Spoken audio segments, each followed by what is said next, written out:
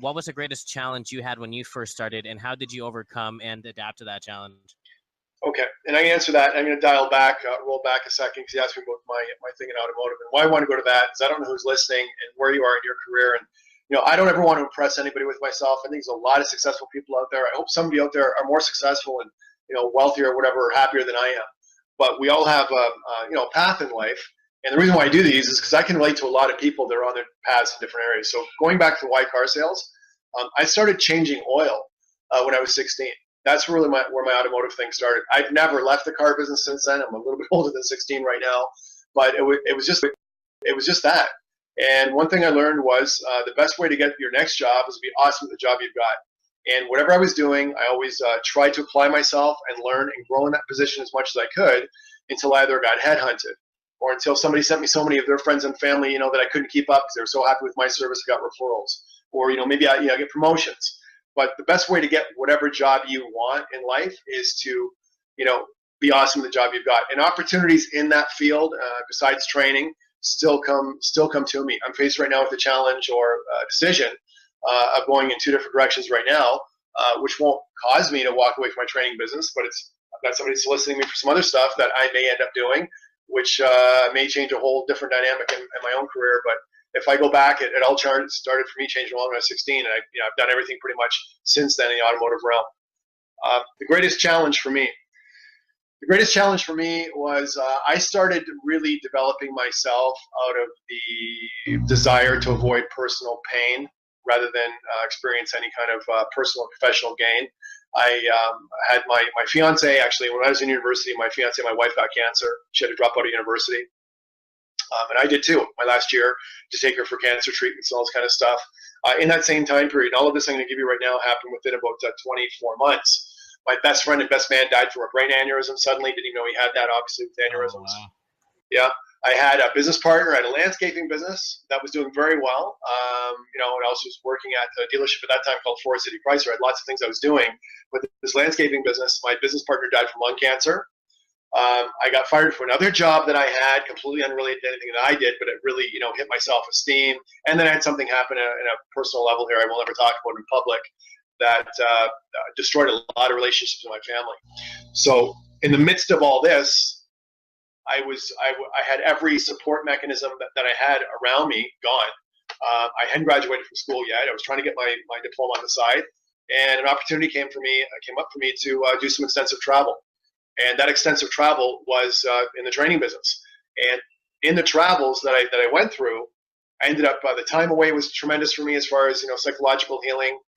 Through the boredom at night, I started reading a lot of self-help books, realizing I needed that. And then obviously, when you get involved with people that are mentors that are successful, they start showing you other ways of thinking, other ways of living, other ways of selling. And I'm a bit of an obsessive person. If I am into something, if I think it's going to benefit me, I don't drink the Kool-Aid. I do a direct injection. I put it with an IV. And I started doing that when I was about 24 years old. And it's never stopped.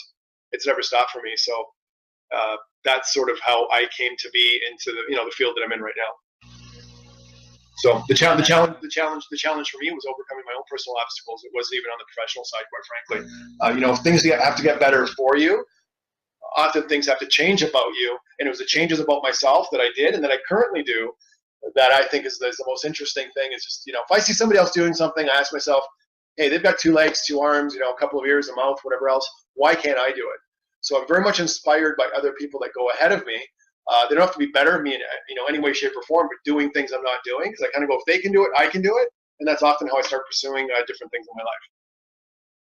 Wow, that's really intense, dude. Like during that tough period, was there like a time that you felt like you wanted to give up? There's 2 times in my life where I've contemplated. I'm going to actually tell the method that I was thinking of using. Driving my car into a bridge, abutment down a highway 2 different times, and or doing drugs. I've never done either one, thank God. And that was that one period in my early 20s. I was lost. I was so frustrated. I really could not see the end of my tunnel. And the other one, believe it or not, just happened a few years ago. My father passed away. And it's funny you asked that question, because today would have been my father's birthday. He would have turned, how old would he have been? Oh, wow. Yeah, my dad would have been 87, 86, 80, no, 87, 86, I think this year. And it's today.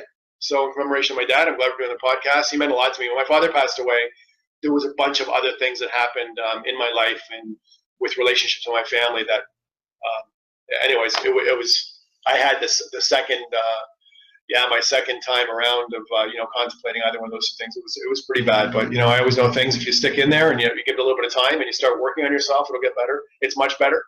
And to put a bow on that for you, Camden, and anybody else listening, I am a much better person since all that stuff happened in my early 20s. They're actually on my gratitude list now. And now that I'm a few years past that stuff with my father, there's a whole bunch of things that have happened to me in really great ways as far as my understanding of the world and spirituality, all kinds of things I didn't have before. I'm not going to say I'm grateful my dad's not here, but if he's listening in, he knows it. People that are closest to me know it. I've grown in so many ways since my father passed away. I'm a better person than I was in 2011 or 2012 before he passed away. So.